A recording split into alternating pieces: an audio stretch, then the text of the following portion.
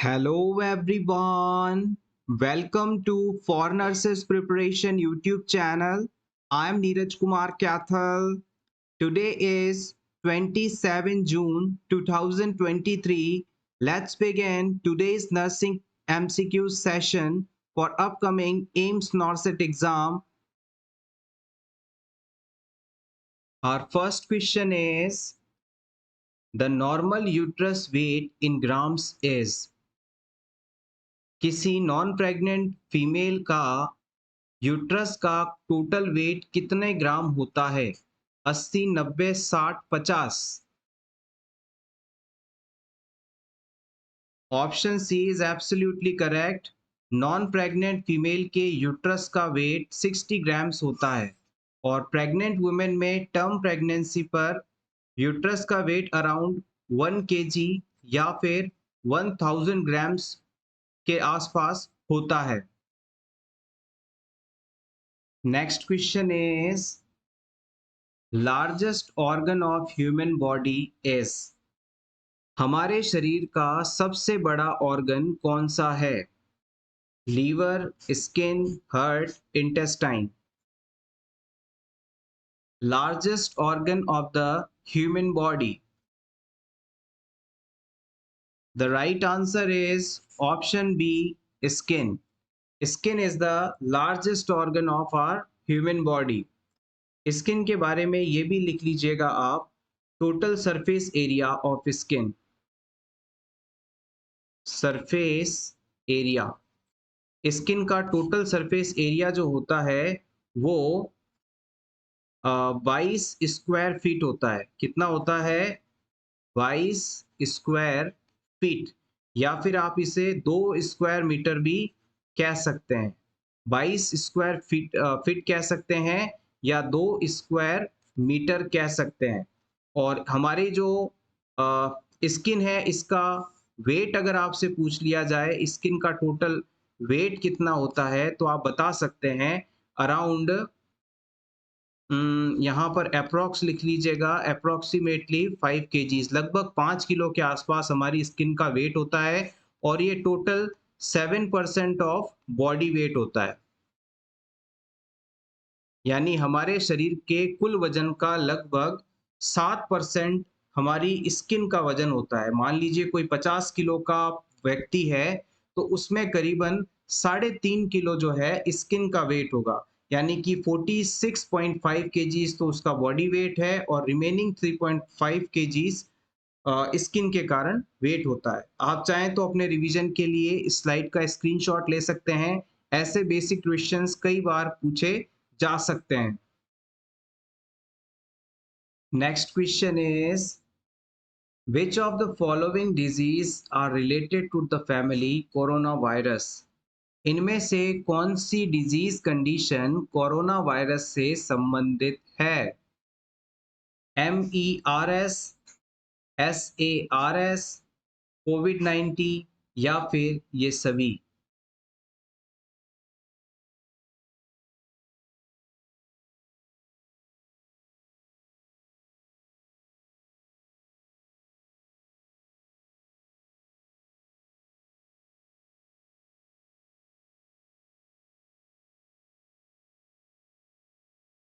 The right answer is option D, all of the above.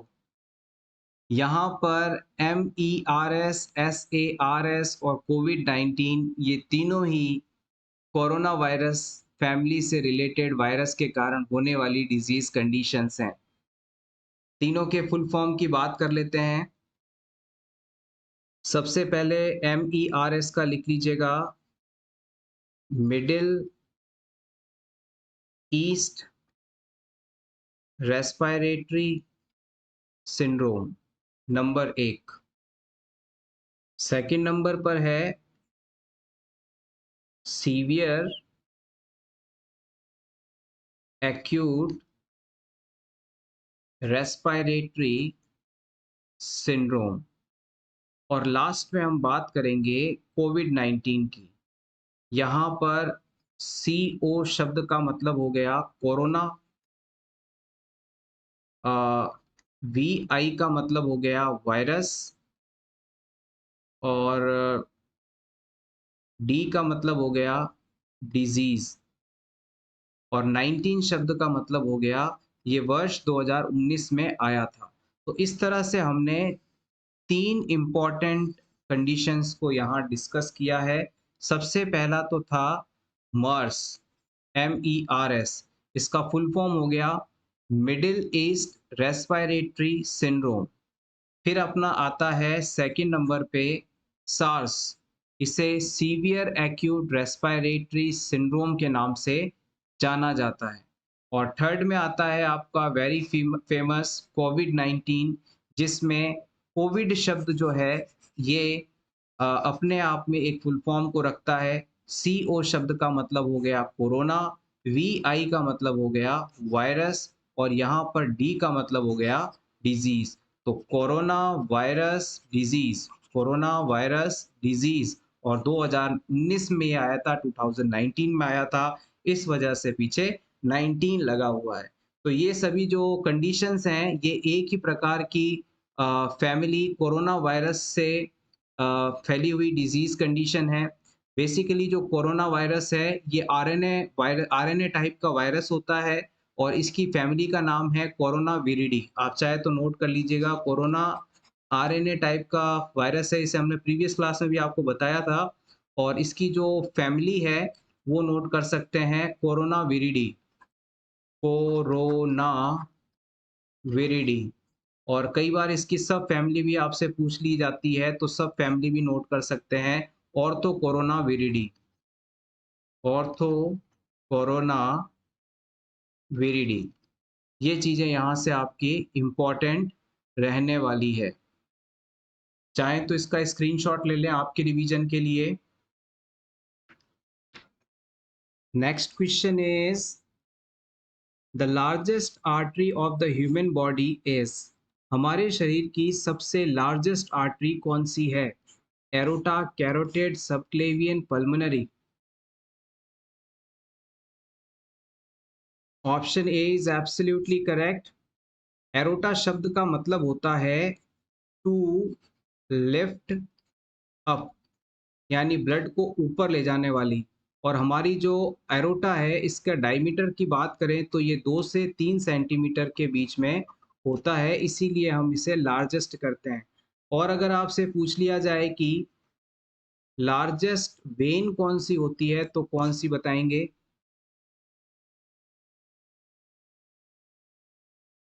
Yes, it is IVC, inferior vena cava.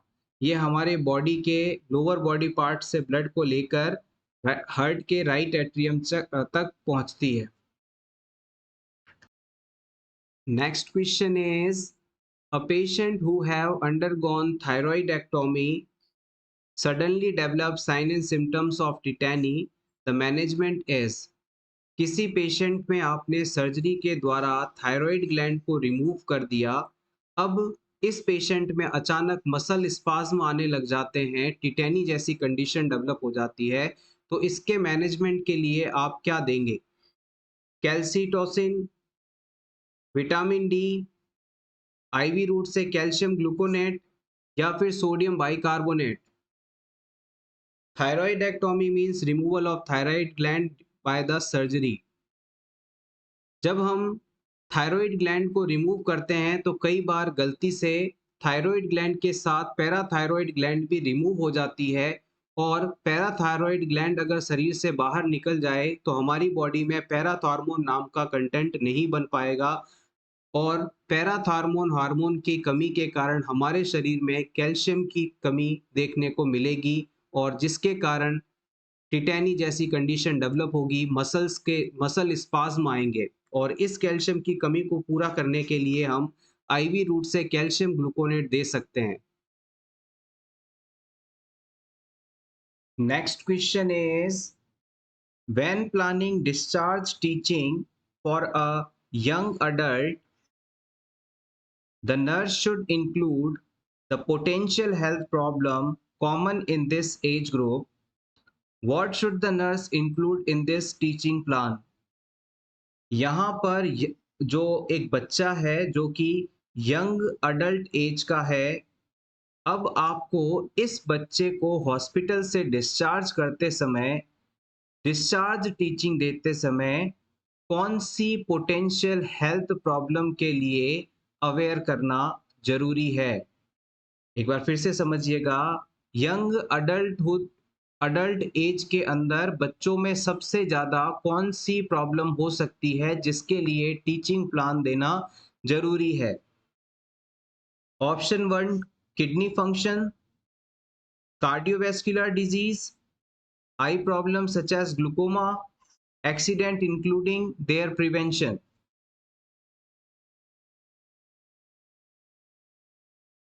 सबसे पहले तो आपको ये पता होना चाहिए कि यंग अडल्ट का एग्जैक्ट मीनिंग होता क्या है।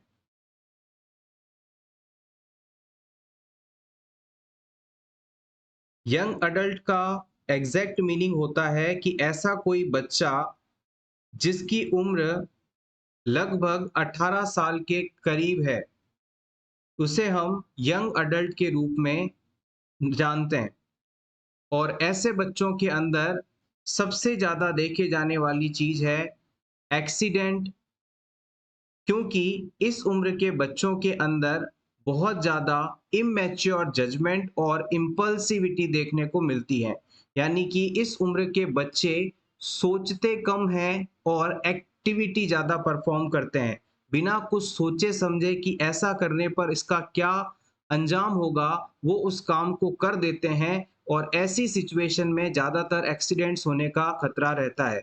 यंग अडल्ट एज के बच्चों के अंदर ड्राइविंग सीखने की चाहत होती है, तो वो बाइक या कार को लेकर हाईवेज पर सिटी के अंदर काफ़ी तेज़ी से चलते हैं और उनमें पूरी तरह से इसका कंट्रोल नहीं होता, तो उनमें एक्सीडेंट्स काफ़ी देखने को मिलते हैं। आप इसे इस तरह से भी याद रख सकते हैं। तो याद रखिएगा, यंग अडल्ट एज के लोगों में एक्सीडेंट्स बहुत ज़्यादा होते हैं, इसलिए हम ऐसे उम्र के बच्चों को हॉस्पिटल से डिस्चार्ज करते समय टीचिंग प्लान में एक्सीडेंट्स के बारे में बताएँगे और उन्हें कैसे रोका जा सकता है, इसके बारे में बताएँगे। ये यहाँ पर सही आंसर माना जाएगा। इसके रीज़न के बारे में भी आप चाहें तो नोट कर सकते हैं कि ऐसा क्यों होता है। तो यहाँ पर इमैच्योर जजमेंट होता है, नंबर एक चीज़। और दूसरी चीज़ होती है इम्पल्सिविटी। इम्पल्सिविटी, ये 2 चीज़ें यहाँ पर रिस्पॉन्सिबल मानी जाती हैं। इसके अलावा किडनी डिसफंक्शन यानी किडनी का काम ना करना, ये किसी एज विशेष में होने वाली डिज़ीज़ कंडीशन नहीं है, ये किसी भी एज में कभी भी हो सकती है। तो ये ऑप्शन यहाँ पर सही नहीं माना जाएगा। इसके बाद हम बात करते हैं कार्डियोवैस्कुलर डिज़ीज़ की। ये कार्डियोवैस्कुलर डिज़ीज़ेज़ जो हैं, ये मोस्टली आपको मिडल अडल्टहुड एज के अंदर देखने को मिलेगा। मिडल अडल्टहुड एज के अंदर आपको ये देखने को मिलेगा। मिडिल अडल्टहुड की जो एज होती है वो लगभग 45 से 65 ईयर्स के बीच में होती है। और अर्ली अडल्टहुड अगर आपसे पूछ लिया जाए तो आप बता सकते हैं ये 19 से 45 के बीच में होती है। और अगर आपसे लेट अडल्टहुड के बारे में पूछ लिया जाए तो आप बता सकते हैं 65 साल से अधिक उम्र का व्यक्ति। तो याद रखिएगा, इस तरह की चीज़ें आपको नॉर्सेट एग्ज़ाम में कन्फ्यूज़ कर सकती हैं, देखने को मिल सकती हैं। अर्ली अडल्टहुड अडल्टहुड का मतलब हो गया, सॉरी, यंग अडल्टहुड का मतलब हो गया कि 18 साल से 18 साल के लगभग करीब का व्यक्ति। और अर्ली अडल्टहुड का मतलब हो गया 19 से 45 साल की उम्र। और मिडिल अडल्टहुड का मतलब हो गया 45 से 65 साल का व्यक्ति। और लेट अडल्टहुड का मतलब हो गया 65 साल से अधिक उम्र का व्यक्ति। और जो थर्ड ऑप्शन के अंदर आई प्रॉब्लम सच एज ग्लूकोमा बताया गया है, ये मोस्टली लेट अडल्टहुड के अंदर देखे जाने वाली डिजीज कंडीशन है। Next question is, if a narrow cuff is used for measuring blood pressure, then what will be the outcome? अगर किसी क्लाइंट में आप ब्लड प्रेशर मापने के लिए नैरो कप का इस्तेमाल करते हैं तो इससे आने वाली रीडिंग पर क्या प्रभाव पड़ेगा। ऑप्शन ए, कोई फर्क नहीं पड़ेगा, एक्चुअल रीडिंग मिलेगी। ऑप्शन बी, गलत रीडिंग आएगी और हाई रीडिंग आएगी, नॉर्मल से ज़्यादा रीडिंग आएगी। ऑप्शन सी, गलत रीडिंग आएगी और नॉर्मल से कम रीडिंग आएगी। ऑप्शन डी, हम बीपी चेक कर ही नहीं पाएंगे, बीपी मेजर कर ही नहीं पाएंगे।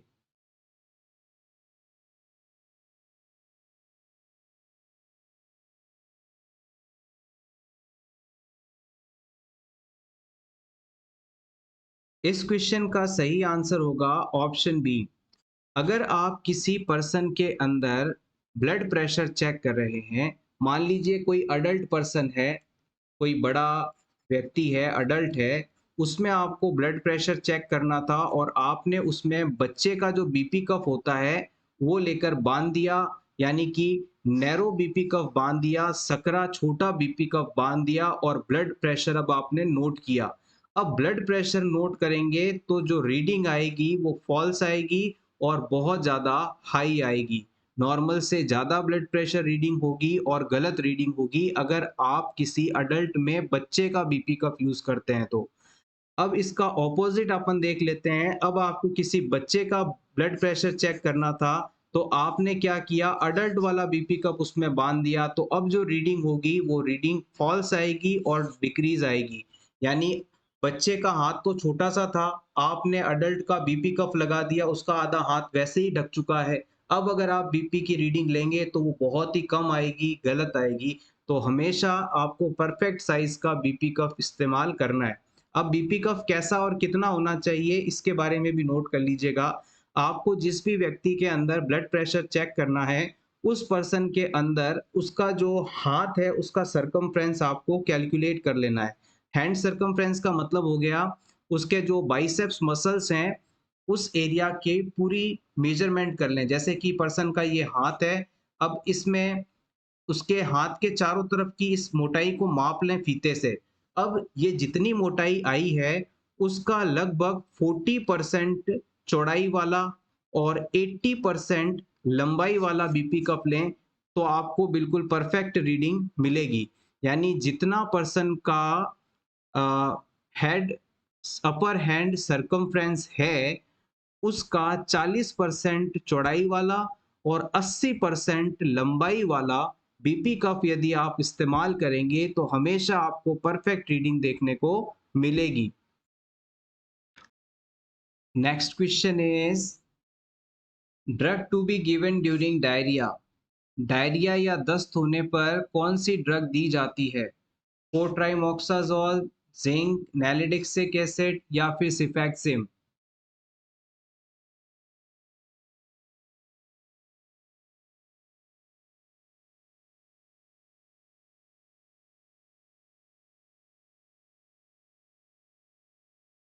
The right answer is option B.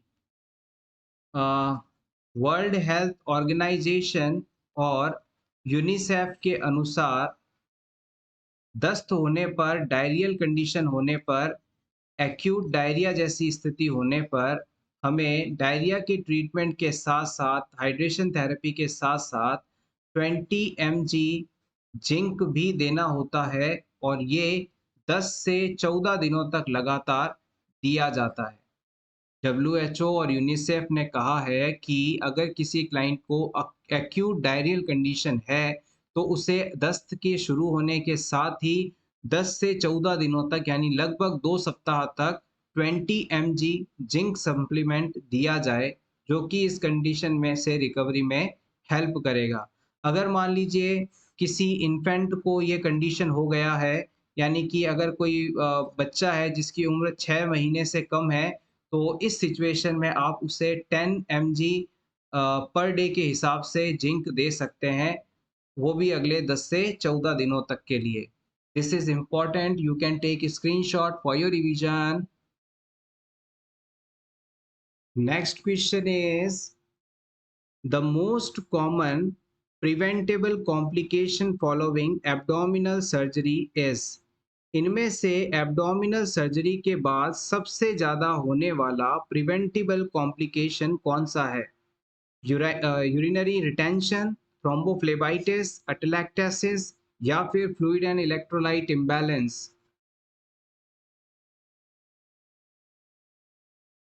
Abdominal surgery के बाद सबसे ज्यादा होने वाला प्रिवेंटेबल कॉम्प्लिकेशन, यानी ऐसा कॉम्प्लिकेशन जिसे रोका जा सकता हो।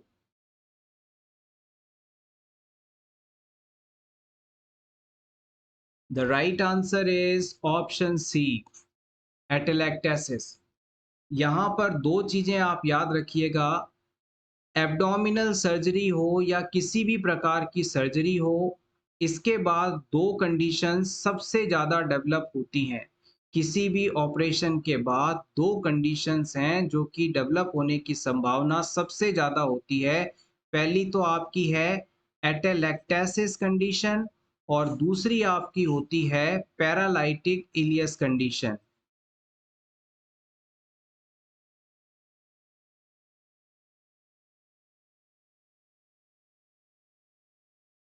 ये दो कंडीशन आपकी इंपॉर्टेंट हैं, प्रीवियस एग्जाम में यहाँ से काफी बार क्वेश्चंस पूछे गए हैं।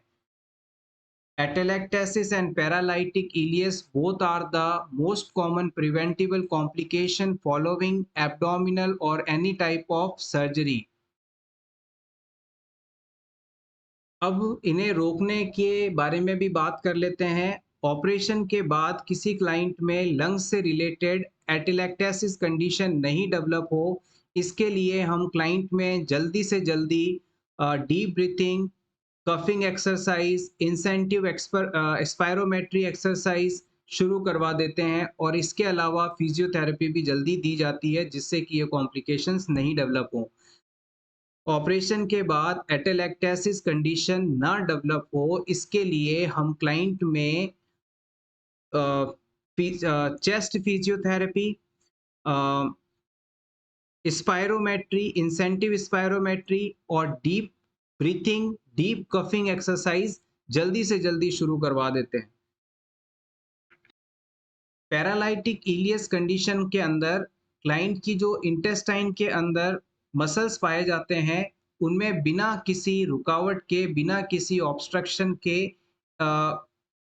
इमोबिलिटी देखने को मिलती है। यानी क्लाइंट की जो इंटेस्टाइन है उनमें पेरिस्टालसिस मूवमेंट बंद हो जाती हैं, जिससे कि फूड कंटेंट आगे की तरफ मूव नहीं कर पाता। और इस चीज का असेसमेंट हमें किसी भी क्लाइंट में ऑपरेशन के बाद हमेशा सबसे पहले करना है कि उसके बाउल मूवमेंट्स आए हैं या नहीं, और बाउल मूवमेंट आने के बाद हम उसे कुछ खाने या पीने के लिए दे सकते हैं। Next question is the stage of the curriculum which lays foundation of all the other stages is। इनमें से करिकुलम की सबसे फाउंडेशन स्टेज कौन सी होती है, ये आपको बताना है। Options are directive, formative, functional, evaluative.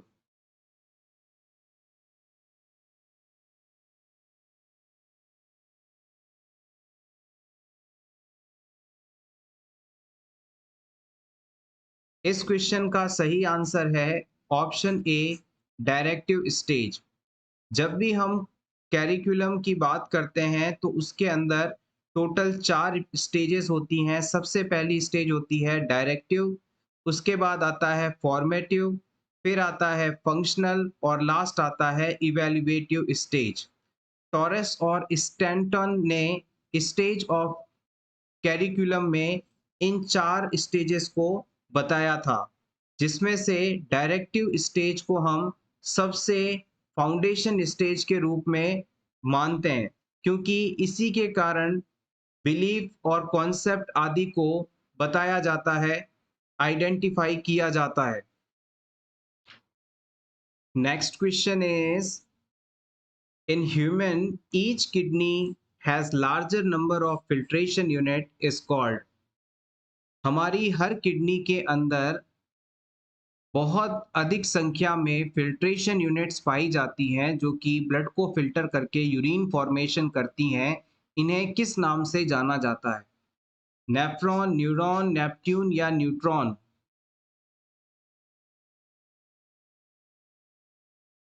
Option A is absolutely correct. हमारी किडनी के अंदर नेफ्रॉन्स पाए जाते हैं जो कि फिल्टरिंग यूनिट के रूप में काम करते हैं। इनकी संख्या मिलियंस में होती है। Next, very important question. ये क्वेश्चन तो आपको 100% आना ही चाहिए, इसे तो हम जितने स्टार दें उतना कम है। International day for nurses is celebrated on. International nurses Day किस डेट पर सेलिब्रेट किया जाता है? 1 दिसंबर, 12 मई, 2 जून, 1 मई।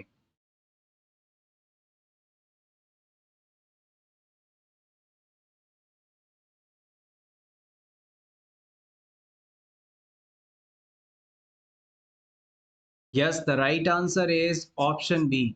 हमारे नर्सिंग की जो मदर कहलाती हैं फ्लोरेंस नाइटिंगेल, उनके जन्मदिन को, बर्थ डेट को हर साल हम इंटरनेशनल नर्सेस डे के रूप में सेलिब्रेट करते हैं। We are celebrating every year Florence Nightingale's birth date as a international nurses day. Florence Nightingale is known as the lady with the name and mother of nursing. Last month ही हमने International nurses Day को celebrate किया है, तो आप 2013 की theme के बारे में भी बता दीजिए कि इंटरनेशनल नर्सेस डे की 2023 की थीम क्या थी? नोट कर लीजिएगा अगर आपको नहीं पता तो। Our nurses are future. हमारी नर्सेज हमारा भविष्य। Our nurses are future. This is the theme of 2023 international nurses day. Next question is, for proper emotional development which of the following be avoided? ये क्वेश्चन चाइल्ड डेवलपमेंट से है, emotions के development से है। आपको यहाँ पर बताना है कि इमोशंस के प्रॉपर डेवलपमेंट के लिए किस चीज़ को हमें अवॉइड करनी चाहिए। अनहेल्दी क्रिटिसिज्म को, अनफेवरेबल कंपैरिजन को, over domination on children's personality, या फिर ये सभी?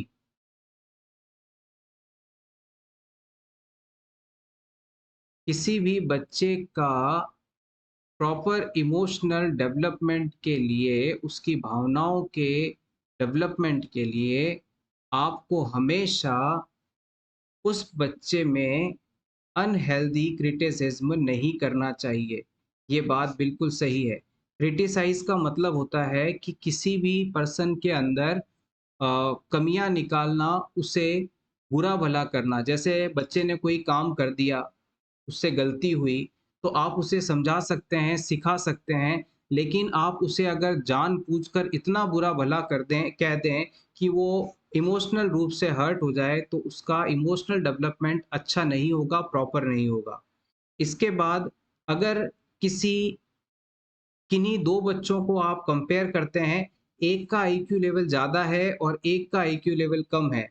अगर 2 बच्चों को आप कंपेयर करेंगे, तो जिस बच्चे का आईक्यू लेवल कम है, वो हमेशा हाई आईक्यू लेवल वाले बच्चे से आपको हर चीज़ में पीछे ही मिलेगा, कमज़ोर ही मिलेगा, और लगातार उसे ये चीज़ फ़ील करवाने से उसका जो इमोशनल डेवलपमेंट है, वो प्रॉपर नहीं हो पाएगा। तो ये चीज़ भी यहाँ पर आपको अवॉइड करनी है। आप किसी भी बच्चे की पर्सनैलिटी को ओवर डोमिनेंस नहीं कर सकते। आप अपने बच्चे से ज़्यादा एक्सपेक्टेशन नहीं कर सकते कि पड़ोसी का बच्चा ऐसा है, ये कर रहा है, तो आपको भी ऐसा रहना है, ये करना है।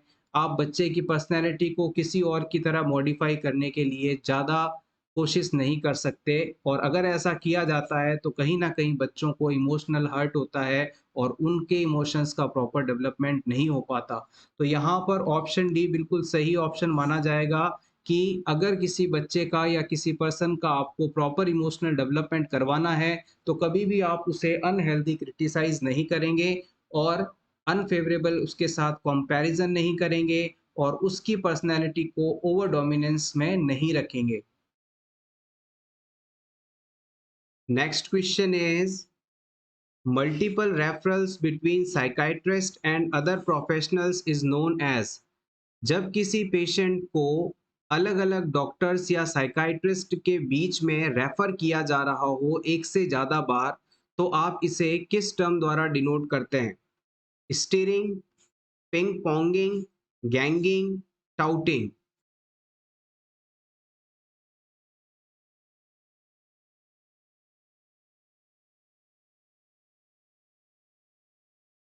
The right answer is option B, ping ponging. Ping ponging जो है एक अनएथिकल प्रैक्टिस मानी जाती है। It is a unethical practice. इसके अंदर एक पेशेंट को एक फिजिशियन द्वारा दूसरे फिजिशियन और फिर तीसरे फिजिशियन तक बार बार रिपीटेटिवली रेफर किया जाता है, भेजा जाता है। तो इसे हम पिंग पोंगिंग के नाम से जानते हैं। Next question is, physician ordered oral as well as nasal suction to the client. You will do suction first in. आपको किसी फिजिशियन द्वारा किसी पर्सन में ओरल और नेजल सक्शन दोनों परफॉर्म करने का ऑर्डर दिया जाता है, तो सबसे पहले आप क्या करेंगे? माउथ सक्शन करेंगे, नोज सक्शन करेंगे, या जिस जगह पर ज्यादा सिक्रीशंस हैं उसे सक्शन करेंगे, या फिर जिस जगह पर कम सिक्रीशंस हैं उसे सक्शन करेंगे?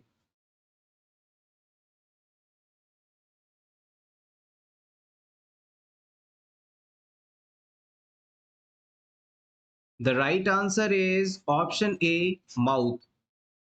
हमेशा इस कॉन्सेप्ट को याद रखिएगा, नोट कर लीजिएगा, स्क्रीनशॉट ले लीजिएगा। ये आपको हॉस्पिटल ड्यूटी के दौरान काफ़ी हेल्प करने वाला है। जब भी किसी पेशेंट के अंदर ओरल और नेज़ल दोनों सिक्रीशंस आ रहे हों या डॉक्टर द्वारा दोनों एरिया में सक्शन करने का कहा जाए आपसे, तो सबसे पहले आपको हमेशा माउथ को सक्शन करना है, माउथ एरिया से सिक्रीशंस को हटाना है। ऐसा करने का फ़ायदा ये होगा कि माउथ एरिया में जब आप सक्शन करेंगे, तो इससे क्लाइंट का जो अ, फेरिंक्स वाला पार्ट है, वो स्टिमुलेट नहीं होगा, और जब आप नेज़ल सक्शन करेंगे, तो उस समय ये फेरिंक्स वाला पार्ट स्टिमुलेट हो जाएगा। अगर आपने माउथ की बजाय नॉस एरिया को सबसे पहले सक्शन किया, तो फिर फेरिंग्स पार्ट स्टिमुलेट होने के कारण जब आप ओरल सक्शन करेंगे, तो वहां पर क्लाइंट के एस्पायरेट करने की संभावना बढ़ जाएगी। तो आपको पहले माउथ एरिया को पूरी तरह से क्लीन कर देना है, और उसके बाद जब नोज एरिया की आप क्लीनिंग करेंगे, सक्शन करेंगे, तो फेरिंग्स स्टिमुलेट होगा और एस्पायरेशन जैसा प्रोसेस होगा वहां पर, लेकिन माउथ ओरल एरिया एकदम क्लीन है, तो रिस्क ऑफ एस्पायरेशन वहां घट जाएगा।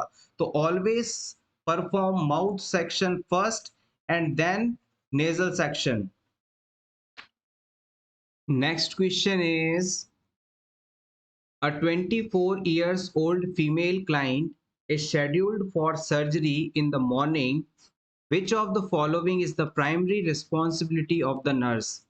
एक 24 साल की फीमेल है जिसका मॉर्निंग में सर्जरी होने वाला है, ऑपरेशन होने वाला है।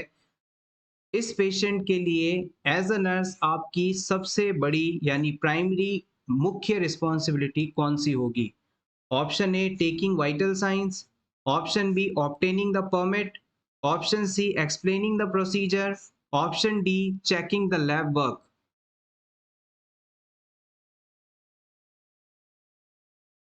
जब आप नर्सिंग ऑफिसर बन जाएंगे, तब ये कॉन्सेप्ट आपको बहुत हेल्प करने वाला है। इस चीज़ को बहुत ही ध्यान से समझिएगा, नोट कर लीजिएगा।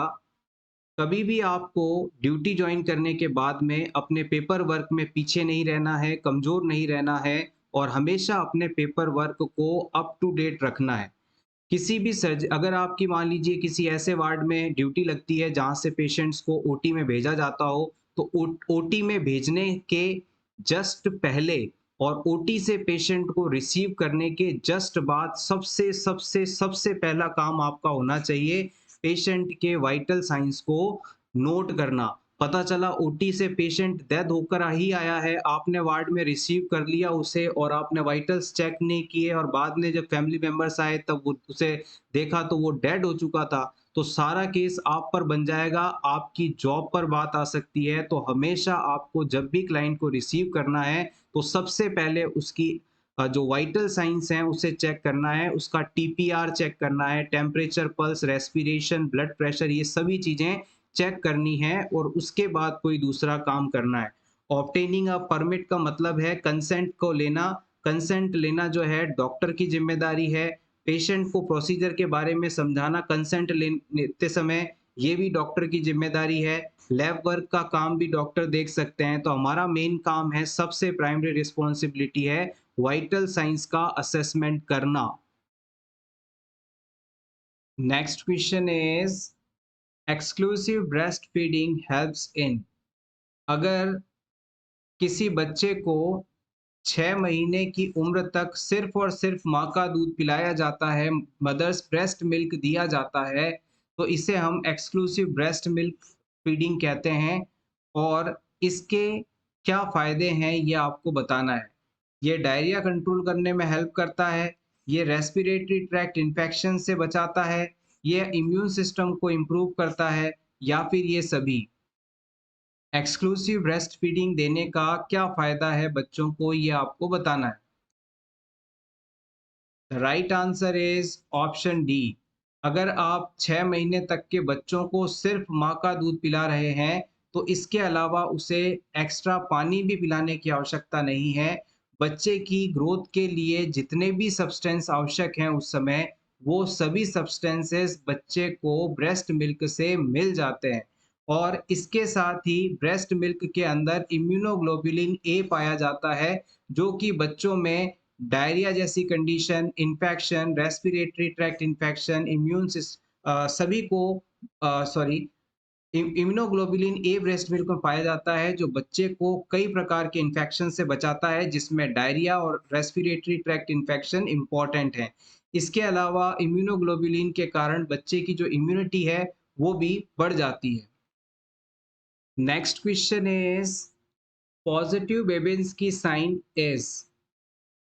अगर किसी क्लाइंट में बेबेन्स की साइन पॉजिटिव पाया जाता है, तो क्या इंटरप्रिटेशन आएगा?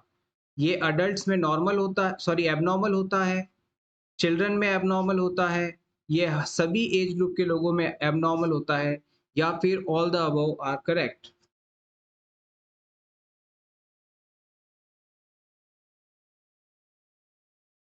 यहाँ पर सही जवाब होगा ऑप्शन ए। अगर किसी सबसे पहले हम बात करेंगे अडल्ट की। जैसे कि मान लीजिए ये किसी अडल्ट के पैर का तलवा है, फुट सोल है, फुट का सोल एरिया है।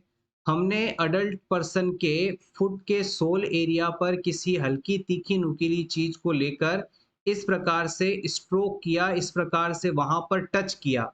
जैसे ही हम पैर में नीचे वाले हिस्से पर टच करेंगे, तो उसे गुदगुदी महसूस होगी। थोड़ा इजी समझिएगा, उसे थोड़ा सा गुदगुदी फील होगा। और ऐसी सिचुएशन होने पर वो अपने पैर के अंगूठे यानी टोस को और फिंगर्स को, उंगलियों को नीचे की तरफ फोल्ड करने की कोशिश करेगा। जब किसी अडल्ट के पैर के नीचे वाले हिस्से में आप किसी हल्की तीखी नुकीली चीज को टच करते हैं, तो वो अपने पैर के टोज और फिंगर्स को नीचे की तरफ बेंड कर लेता है, अंदर की तरफ फोल्ड कर लेता है। तो इस कंडीशन को हम नेगेटिव बेबेन्स की रिफ्लेक्स का नाम देते हैं। और अगर किसी अडल्ट के अंदर बेबेन्स की रिफ्लेक्स नेगेटिव है, तो ये चीज नॉर्मल मानी जाती है। और अगर अब हम बात करते हैं किसी बच्चे के अंदर, छोटे बच्चे के अंदर, चिल्ड्रन के अंदर, जब आप किसी छोटे बच्चे के पैर के तलवे पर, फुट सोल पर किसी हल्की तीखी नुकीली चीज को इस प्रकार से टच करते हैं, नीचे से ऊपर की तरफ टच करते हैं, तो इस बच्चे के अंदर अब पैर की उंगलियों और अंगूठे की जो मूवमेंट है, अडल्ट की तुलना में उल्टी होगी, ऑपोजिट होगी। यानी बच्चा पैर में गुदगुदी का अनुभव होने पर अपने पैर के अंगूठे को बाहर की तरफ इस प्रकार से निकाल लेगा, पैर की उंगलियों को बाहर और ऊपर की तरफ इस प्रकार से फैला लेगा। तो ऐसा करने से बच्चे के अंदर जो ये सिचुएशन बन रही है, वो अपने पैर की उंगली और अंगूठों को ऊपर की तरफ, बाहर की तरफ खोल रहा है, फैला रहा है। तो ये चीज बेबेन्स की टेस्ट के पॉजिटिव होने को बताती है। और बच्चों में बेबेन्स की टेस्ट का पॉजिटिव होना एक नॉर्मल फाइंडिंग मानी जाती है। दोनों चीजें क्लियर हुई? एक बार फिर से समराइज कर देते हैं।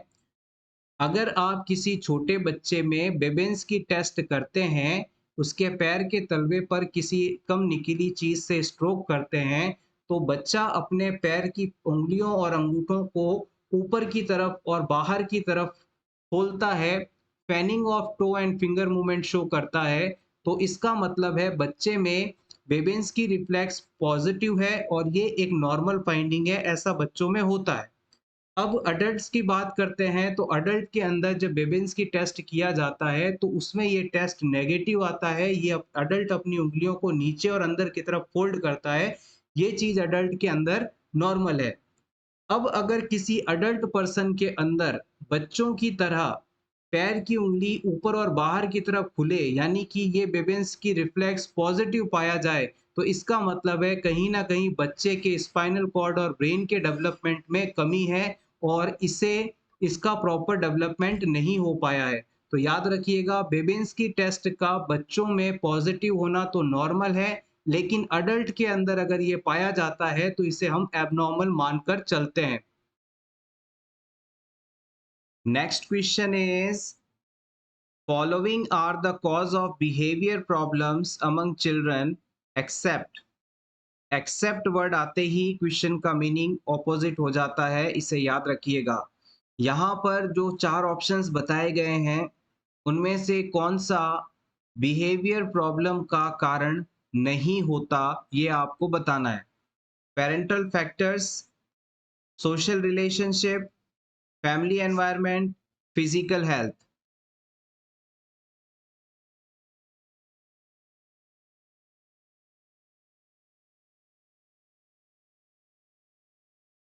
Option D is correct here. अगर बच्चे की हेल्थ अच्छी है, फिजिकली बच्चा फिट है, तो इसके कारण बच्चे में कोई बिहेवियरल प्रॉब्लम या डिजीज डेवलप नहीं हो सकता। So it is not the cause.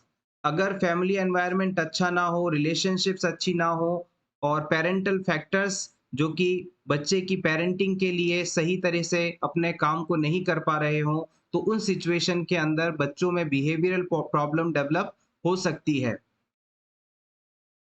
Next question is, difficulty in breathing is. अगर किसी क्लाइंट को सांस लेने में दिक्कत आ रही हो, डिफिकल्टी महसूस हो रही हो, तो इसे किस टर्म द्वारा डिनोट किया जाता है? Dyspnea, dysphagia, dyspepsia, डिस्पोनिया।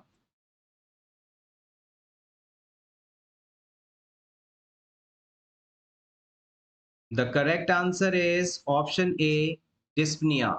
सांस लेने में तकलीफ होने को हम डिफिकल्टी इन ब्रीथिंग कहते हैं और इसे वन वर्ड में डिस्पनिया यानी डिस्पनिया टर्म द्वारा डिनोट किया जाता है। ऑप्शन बी के अंदर डिस्फेजिया शब्द दिया गया है, इसका मतलब होता है डिफिकल्टी इन स्वेलविंग। यहाँ पर नोट करिएगा, डिफिकल्टी इन स्वेलविंग यानी खाने को निगलने में दिक्कत होना, तकलीफ होना।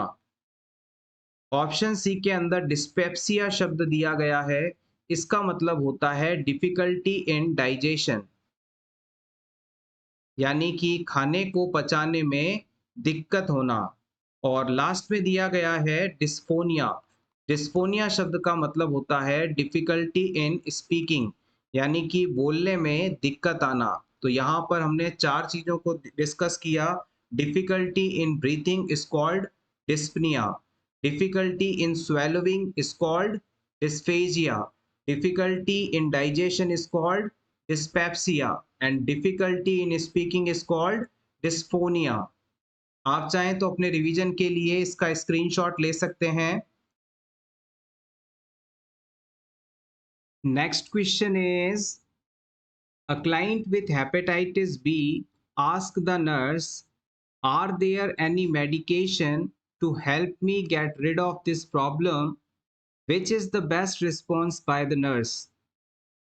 एक हेपेटाइटिस बी का पेशेंट आपसे पूछता है कि क्या कोई ऐसी मेडिसिन है जिससे मुझे हेपेटाइटिस बी डिजीज से हमेशा के लिए छुटकारा मिल जाए, यानी कि मेरा ये डिजीज कंडीशन हमेशा के लिए ठीक हो जाए।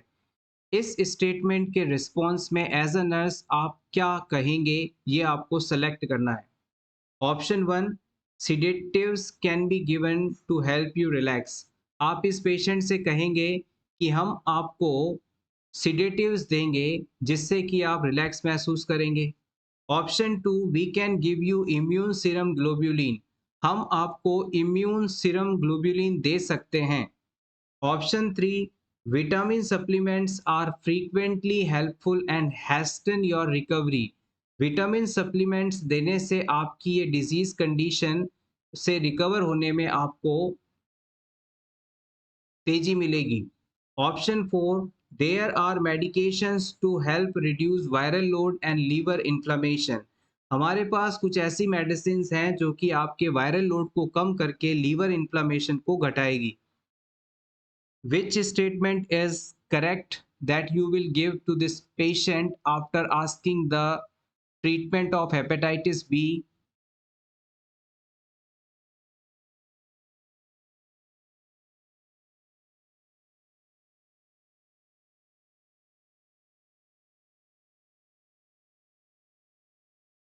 वन बाय वन सभी क्वेश्चन के ऑप्शंस को डिस्कस करते हैं। सबसे पहले हम बात करेंगे ऑप्शन वन की, जो कि यहाँ पर है तो ट्रू स्टेटमेंट लेकिन ट्रीटमेंट नहीं है। अगर पेशेंट को हम सिडेटिव्स देते हैं जिससे कि उसे नींद आ जाती है या कुछ हल्का महसूस करता है तो वो ठीक बात है, लेकिन इससे इस हेपेटाइटिस बी कंडीशन का ट्रीटमेंट हो नहीं सकता। So it is the wrong option. अगर आप क्लाइंट को सीरम इम्यूनोग्लोबुलिन देते हैं तो इससे क्लाइंट का ट्रीटमेंट होने नहीं वाला। इम्यून सीरम ग्लोबुलिन का इस्तेमाल हम सिर्फ इंक्यूबेशन पीरियड के दौरान करते हैं। इंक्यूबेशन पीरियड का मतलब है कि जब पेशेंट में हेपेटाइटिस बी का वायरस आया, वहां से लेकर इसमें पहले साइन एंड सिम्टम अपीयर होने तक का जो समय है उसे इंक्यूबेशन पीरियड नाम से जाना जाता है। और इंक्यूबेशन पीरियड के अंदर हम इम्यून सीरम ग्लोबुलिन का इस्तेमाल करते हैं कि क्लाइंट में ये कंडीशन डेवलप ना हो। ऑप्शन थ्री की बात करते हैं कि विटामिन सप्लीमेंट्स लेने से उसकी जो रिकवरी है वो तेजी से होने लगेगी। ये भी एक गलत ऑप्शन है। विटामिन्स को हम इस पेशेंट के लिए एडजंक्टिव थेरेपी के रूप में इस्तेमाल करते हैं, यानी कि जो मेडिसिन इसके ट्रीटमेंट में इस्तेमाल की जा रही हैं उनके साथ विटामिन सप्लीमेंट देने से पेशेंट की जो सिचुएशन है उसमें कुछ सुधार होगा। ये ठीक बात है, लेकिन ये पूरी तरह से रिकवर होगा, ये चीज़ सही नहीं है। लास्ट में हमारा ऑप्शन 4 बचता है जो कि यहाँ पर सही आंसर भी है। हमारे पास कुछ ऐसी मेडिसिन्स हैं जो कि वायरल लोड को कम करती हैं, जिससे लीवर इन्फ्लेमेशन कम होगा और क्लाइंट में काफ़ी हद तक हेपेटाइटिस बी के साइन एंड सिम्पटम्स रिड्यूस हो सकते हैं। हेपेटाइटिस बेसिकली लीवर इन्फ्लेमेशन वाली कंडीशन है जो कि मोस्टली वायरस इन्फेक्शन के कारण होती है। हेपेटाइटिस बी के अंदर हेपेटाइटिस बी वायरस कॉज के रूप में जाना जाता है। अगर मेडिसिन की बात करें जो कि इन पेशेंट्स के अंदर वायरल लोड को कम करने में इस्तेमाल की जा सकती हैं, तो उनमें एंटीवायरल ड्रग्स मोस्टली होती हैं जिनके नाम हैं लैमिव्यूडिन, एडिफोवीर, डिपोवॉक्सिल। ये सभी ड्रग्स जो हैं यहाँ पर इस्तेमाल की जा सकती हैं to reduce the viral count. Next question is, early feedings with increased calories, protein, vitamin, mineral are ordered for burn patient too. किसी बर्न से सफरिंग पेशेंट को, किसी जले हुए मरीज को हम जल्दी ही फीडिंग देना शुरू कर देते हैं और फीडिंग में उन्हें वही चीज़ दी जाती है जिसमें हाई अमाउंट में कैलोरीज हो, प्रोटीन हो, विटामिन हो, मिनरल्स हो। पेशेंट को ये सब चीज़ें जो दी जाती हैं, इनका देने का क्या पर्पस है, ये आपको बताना है। क्यों पेशेंट को अर्ली फीडिंग दी जाती है, ये आपको बताना है। Prevent shift of fluid and electrolyte, इससे क्लाइंट में जो फ्लूइड एंड इलेक्ट्रोलाइट शिफ्ट है वो हो जाएगा। Option B, preserve gastric mucosa integrity and promote healing, इससे जो स्टमक एरिया की म्यूकस मेम्ब्रेन है वो डैमेज नहीं होगी, हील हो जाएगी।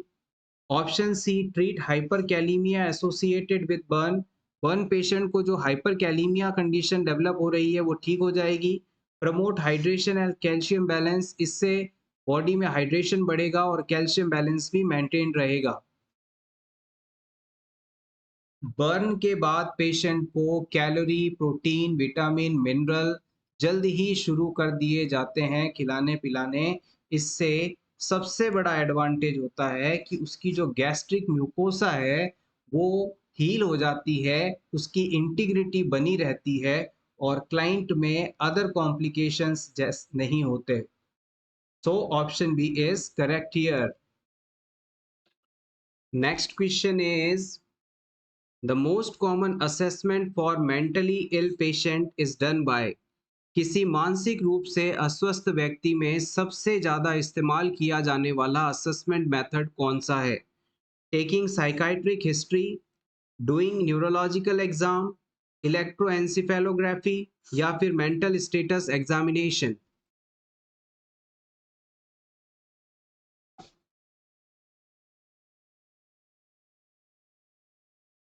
The right answer is option D.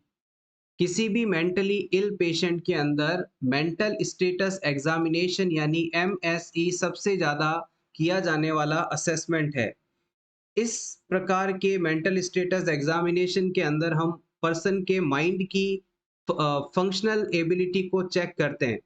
इसमें हम पर्सन के behaviour, appearance, responsiveness, stimuli, speech, memory, thought, judgement आदि का असेसमेंट लगातार करते हैं। Next question is vaginal canal normally has, vaginal canal में कैसा एनवायरनमेंट होता है ये आपको बताना है। एसिडिक, एल्केलाइन, न्यूट्रल या फिर difficult to determine.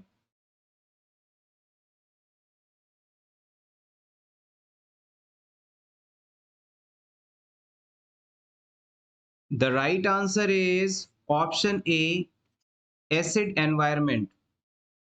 Vaginal canal के अंदर एक लैक्टोबैसिलस एसिडोफिलस नाम का बैक्टीरिया पाया जाता है, जिसे आप डोडरलिन बेसिलाई के नाम से भी जानते हैं।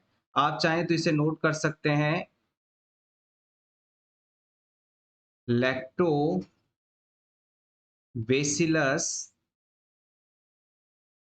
एसिडोफिलस, या फिर आप इसे DODERLEINS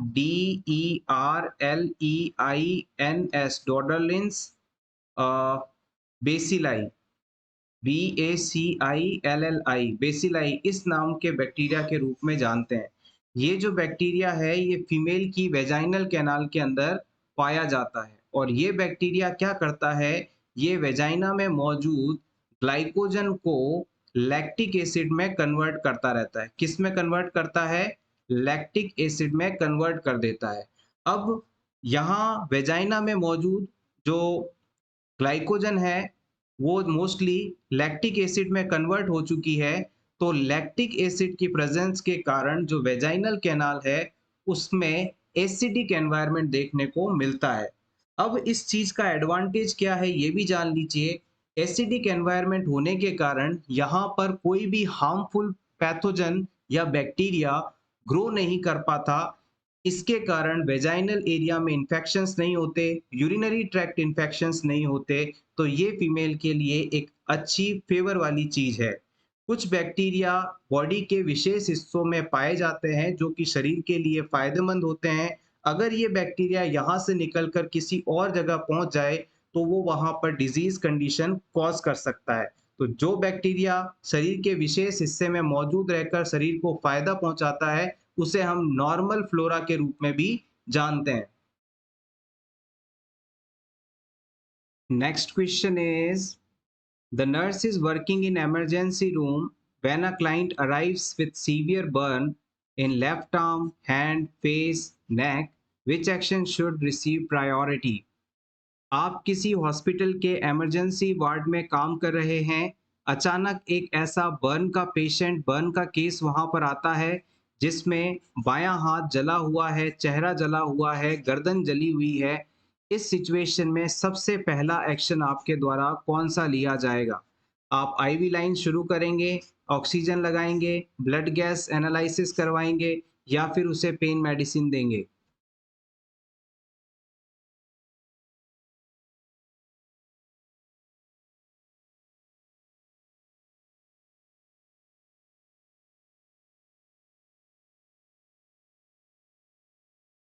the right answer is option B. जब भी आपके पास कोई ऐसा पेशेंट आए जिसका चेहरा या गर्दन के आसपास का हिस्सा जला हो, झुलसा हो, तो उस सिचुएशन में सबसे पहले आपको उस क्लाइंट के एयरवे का असेसमेंट करना है और फिर उसके बाद उसे सप्लीमेंटल ऑक्सीजन देनी है। पेशेंट के एयरवे का असेसमेंट करना है कि उसमें किसी प्रकार की रुकावट तो नहीं, इस एयरवे कहीं से जला हुआ, कटा-फटा तो नहीं है, और उसके बाद अगर एयरवे ठीक है तो हम उसे तुरंत ऑक्सीजन सप्लीमेंटेशन देंगे, ऑक्सीजन डिलीवर करेंगे। उसके बाद हम क्लाइंट में आईवी लाइन कनेक्ट कर सकते हैं जिसके थ्रू हम उसे पेन मेडिकेशंस दे सकते हैं ताकि क्लाइंट को सिम्पटम्स में थोड़ा रिलीफ मिलेगा। ब्लड गैस एनालिसिस का ऑर्डर डॉक्टर द्वारा असेसमेंट के बाद दिया जाता है, ये नर्सेस द्वारा ली जाने वाला प्रायोरिटी एक्शन में इंक्लूडेड नहीं है। Next question is white patch on the soft tissue is known as. हमारे सॉफ्ट टिश्यू पर अगर कोई वाइट कलर का पैच पाया जाए तो ये क्या कहलाता है?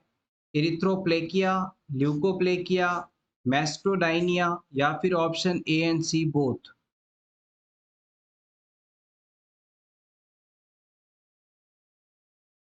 The right answer is option B, leukoplakia.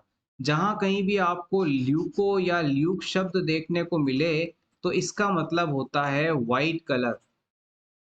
Luke शब्द का मतलब है सफेद रंग से संबंधित। तो अगर किसी क्लाइंट की म्यूकस मेम्ब्रेन के ऊपर सफेद रंग का कोई पैच आपको दिखाई देता है तो आप इसे ल्यूकोप्लेकिया कहेंगे, और ये उस क्लाइंट के अंदर रिस्क ऑफ कैंसर को बताता है। रिस्क ऑफ कैंसर यानी कैंसर के होने की संभावना को ये सफेद पैच बताता है। Next question is hospice is the treatment concept for. इनमें से हॉस्पिस ट्रीटमेंट कॉन्सेप्ट किसके लिए इस्तेमाल किया जाता है? टर्मिनली इल कैंसर पेशेंट्स के लिए, कार्डियक पेशेंट्स के लिए, साइकाइट्रिक पेशेंट्स के लिए या फिर इन सभी पेशेंट्स के लिए?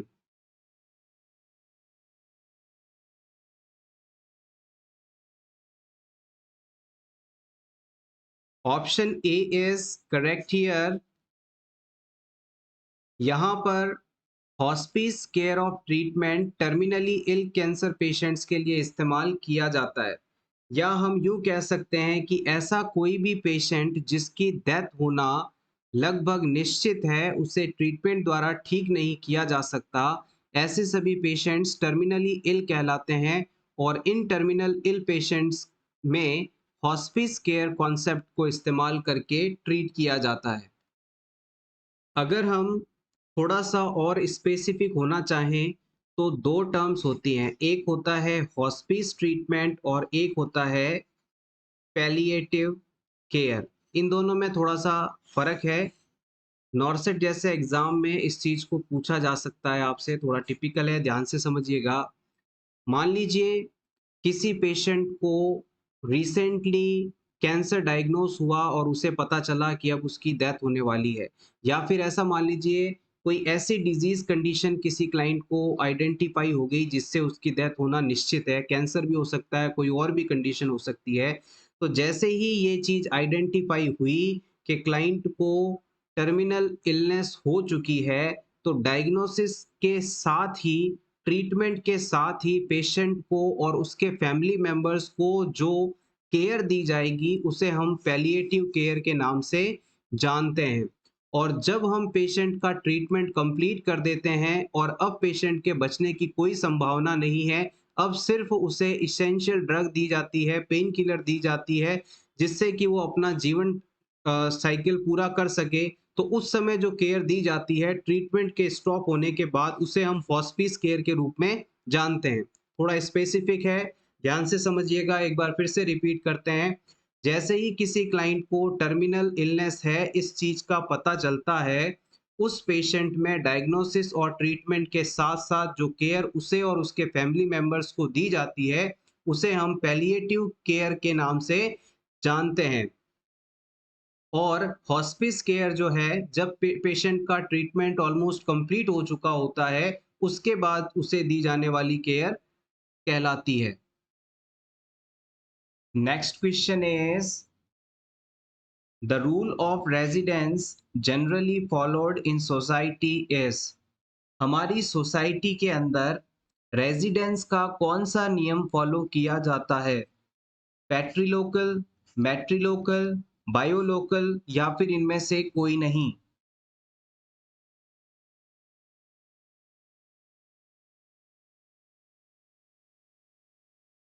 Rule of residence, yes, option A is absolutely correct. हमारे समाज में पैट्रीलोकल रेजिडेंस रूल को फॉलो किया जाता है। क्या होता है पैट्रीलोकल? एक बच्चा जब शादी की उम्र का हो जाता है, पूरी तरह से जवान हो जाता है, मैच्योर हो जाता है, समझदार हो जाता है, तो शादी के बाद वो अपने पिता के घर में ही रहता है, और वो शादी के बाद अपनी वाइफ को अपने पिता के घर लेकर आता है, और दोनों हस्बैंड वाइफ अपने पिता के घर रहते हैं। ये पैट्रीलोकल रूल कहलाता है। मैट्रीलोकल के अंदर क्या होता है? अ, किसी परिवार में जो फीमेल चाइल्ड है, वो बड़ी होगी, समझदार होगी, और फिर उसकी शादी की जाएगी। शादी के बाद ये फीमेल अपने पति को अपने माँ के घर लेकर आएगी, यानी कि जो मेल है वो लड़की के घर जाकर रहेगा। ये चीज मैट्रीलोकल कहलाती है। पैट्रीलोकल के अंदर तो लड़का अपने पिता के घर में ही रहता है, उसकी वाइफ को वहां लेकर आता है, जबकि मैट्रीलोकल में जो फीमेल चाइल्ड है, वो अपने माँ के घर में रहती है, और शादी के बाद उसके हस्बैंड को भी उसकी वाइफ के यहाँ जाकर रहना होता है। हमारे यहाँ पर इंडिया के अंदर पैट्रीलोकल मोस्टली फॉलो किया जाता है। Next question is spironolactone is contraindicated with which of the following? इनमें से किस मेडिसिन के साथ स्पायरोनोलैक्टोन ड्रग को नहीं दिया जाता? एनालिप्रिल, एटिनोलॉल, वीरापामिल या फिर क्लोरथियाजिड?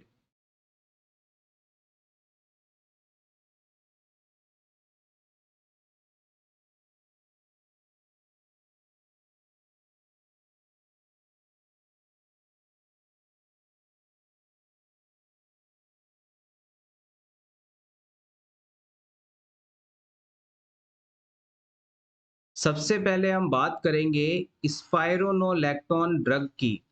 स्पायरोनोलैक्टोन ड्रग जो है मार्केट में एल्डेक्टोन नाम से आती है, और इस मेडिसिन का इस्तेमाल करके हम बॉडी में इकट्ठा हुए एबनॉर्मल फ्लूइड को रिमूव करते हैं। अगर मान लीजिए किसी क्लाइंट को हार्ट फेलियर है या फिर किडनी डिजीज है, तो उसके अंदर बॉडी में फ्लूइड बिल्डअप होने लगेगा, यानी कि यूरिन बाहर नहीं आ पाएगा, फ्लूइड इकट्ठा होने लगेगा। तो हम उसकी बॉडी में जो ये एबनॉर्मल फ्लूइड का कलेक्शन हो रहा है, इसे बाहर निकालते हैं, और इससे इसके लिए जो ड्रग काम में ली जाती है, उस पे उसे हम स्पायरोनोलैक्टोन नाम से देते हैं। इस क्वेश्चन का सही जवाब है ऑप्शन ए। कभी भी आप पेशेंट को स्पायरोनोलैक्टोन ड्रग के साथ एनालिप्रिल मेडिसिन नहीं देंगे। एनालिप्रिल जो मेडिसिन है, ये एसीई इनहिबिटर ग्रुप की मेडिसिन है। एसीई इनहिबिटर ग्रुप की मेडिसिन है, जो कि क्लाइंट के अंदर ब्लड प्रेशर को कम करने में इस्तेमाल की जाती है। किसी क्लाइंट में यदि आपको हाई ब्लड प्रेशर है, तो वहां पर एसीई इनहिबिटर ड्रग देकर हम बीपी को कम करवाते हैं। तो स्पायरोनोलैक्टोन और एनालिप्रिल दो मेडिसिन साथ क्यों नहीं दी जाती, इसे भी समझ लीजिएगा।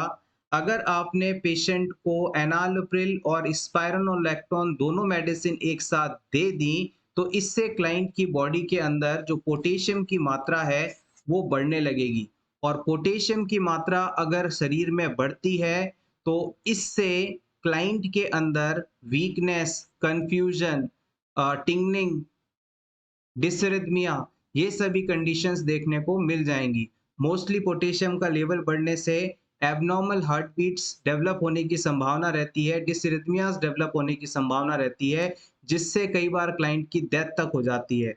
तो हमेशा याद रखिएगा, कभी भी आपको एनालोप्रिल और स्पाइरोनोलैक्टोन ड्रग को साथ नहीं देना है, अदरवाइज क्लाइंट के अंदर पोटेशियम की मात्रा बढ़ जाएगी, यानी हाइपरकैलेमिया हो जाएगा और जिससे क्लाइंट की कंडीशन और ज़्यादा बिगड़ सकती है।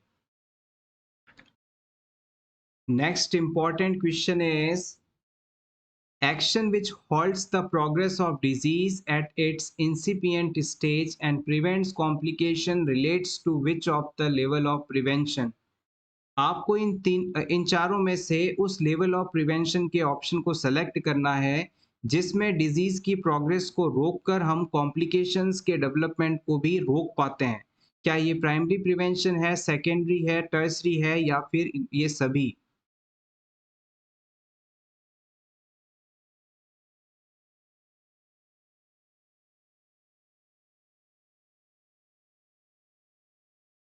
देखिएगा, लेवल ऑफ प्रिवेंशन एक बहुत ही इम्पोर्टेंट टॉपिक है।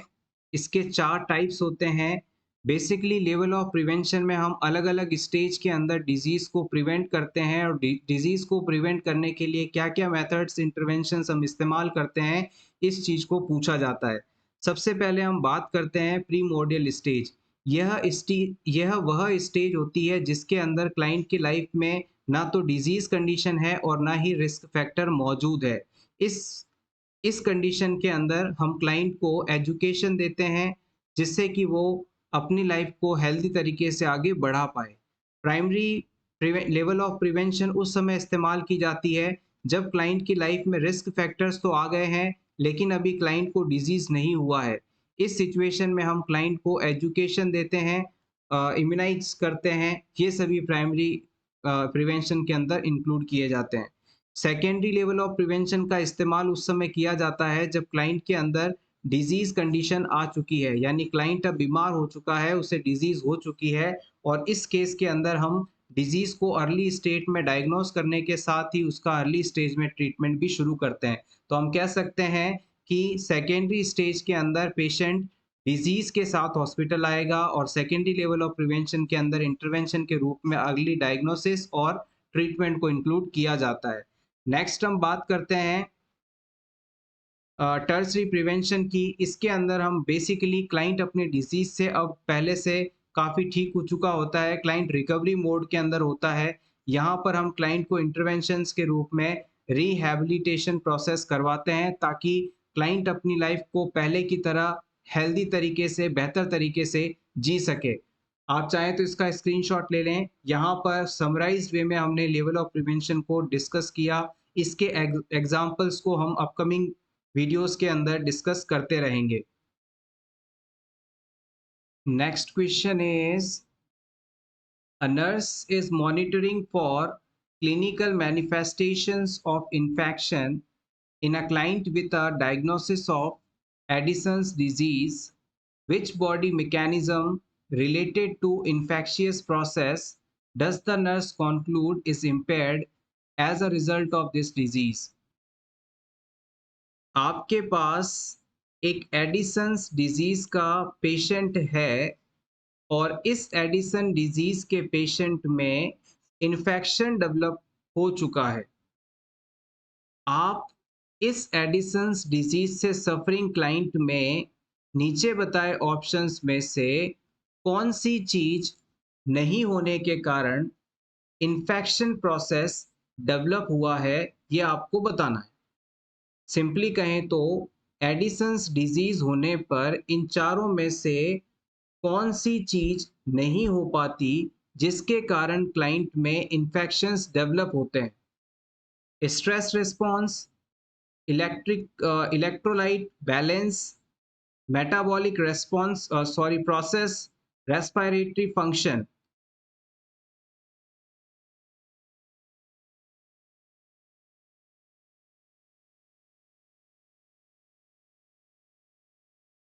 एडिसन्स डिजीज के अंदर आप सभी इस बात को अच्छी तरह से जानते हैं कि ग्लूकोकॉर्टिकॉइड्स का प्रोडक्शन डिक्रीज हो जाता है। डिक्रीज ग्लूकोकॉर्टिकॉइड्स, और ग्लूकोकॉर्टिकॉइड्स के प्रोडक्शन में कमी होने के कारण स्ट्रेस के लिए जो बॉडी का रिस्पॉन्स होता है वो भी डिक्रीज हो जाता है। ग्लूकोकॉर्टिकॉइड्स की कमी के कारण जो स्ट्रेस रिस्पॉन्स है वो भी डिक्रीज हो जाता है, और स्ट्रेस रिस्पॉन्स कम होने के कारण हमारे शरीर की इन्फेक्शन से लड़ने की जो पावर है, क्षमता है, वो भी घट जाती है और शरीर में इन्फेक्शंस होने लगते हैं।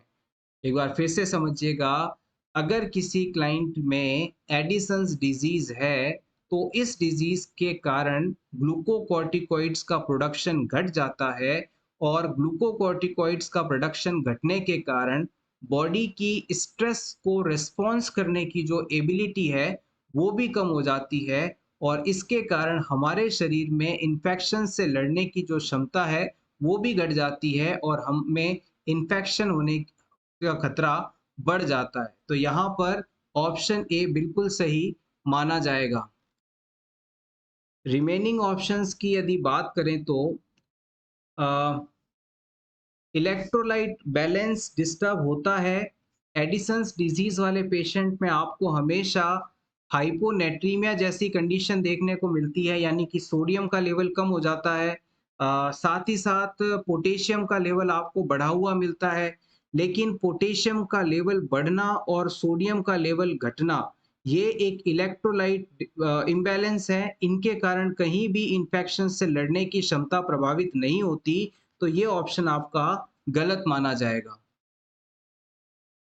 नेक्स्ट ऑप्शन 3 की बात करते हैं। मेटाबॉलिक प्रोसेस, हमारा जो ग्लूकोकॉर्टिकॉइड हार्मोन है, ये मेटाबॉलिज्म करवाने में हेल्प करता है।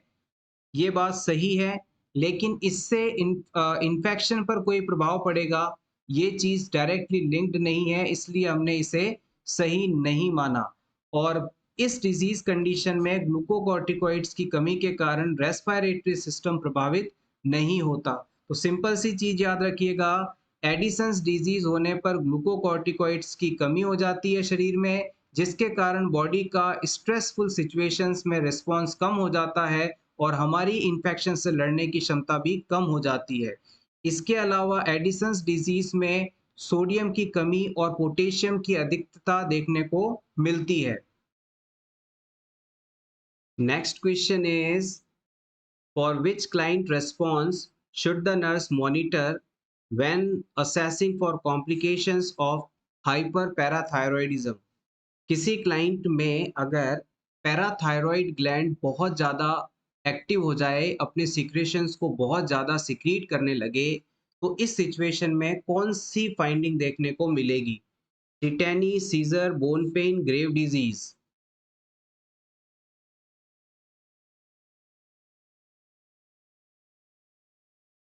हाइपर पैराथायरॉइडिज्म में कौन सा कॉम्प्लिकेशन डेवलप होगा? जब हमारी पैराथायरॉइड ग्लैंड बहुत ज़्यादा एक्टिवेट हो जाएंगी, तो उसके द्वारा लगातार बहुत ज़्यादा मात्रा में पैराथायरॉइड हार्मोन पीटीएच का सिक्रीशन किया जाएगा, और इस एक्सेसिव पीटीएच के कारण बोन के अंदर से जो कैल्शियम है वो निकल कर लगातार ब्लड के अंदर पहुंचने लगेगा, और इसकी वजह से जो बोन है उसके अंदर छोटे छोटे गड्ढे बनने लगेंगे, छोटे छोटे पोर्स बनने लगेंगे, हमारी बोन्स कमजोर हो जाएंगी, इनमें पेन होने लगेगा। तो याद रखिएगा, जब भी क्लाइंट के अंदर हाइपर पैराथायरॉइडिज्म जैसी कंडीशन होगी, तो पैराथ हार्मोन के एक्सेसिव सिक्रेशन के कारण बोन में मौजूद सारा कैल्शियम ब्लड में मूव करेगा, और इसकी वजह से बोन कमजोर हो जाएंगी और क्लाइंट को बोन पेन जैसी कंडीशन देखने को मिलेगी, और लेटर ऑन ऑस्टियोपोरोसिस जैसे डिजीज भी डेवलप हो सकते हैं। टिटैनी कंडीशन जो है वो कैल्शियम की कमी के कारण होता है, जबकि यहाँ पर तो कैल्शियम की मात्रा बढ़ रही है। सीज़र्स न्यूरोनल एक्टिविटी के इंक्रीज़ होने के कारण होता है, यहाँ इससे कोई इसका रिलेशन नहीं है। Grave disease is not related to the parathyroid gland, it is related with the thyroid gland. Next question is plasma protein which determine oncotic pressure is। इनमें से उस प्लाज्मा प्रोटीन का नाम आप सेलेक्ट करें जो कि ऑनकोटिक प्रेशर को मेंटेन करने का काम करता है। एल्ब्यूमिन, ग्लोब्यूलिन, हीम और प्रोथ्रोम्बिन।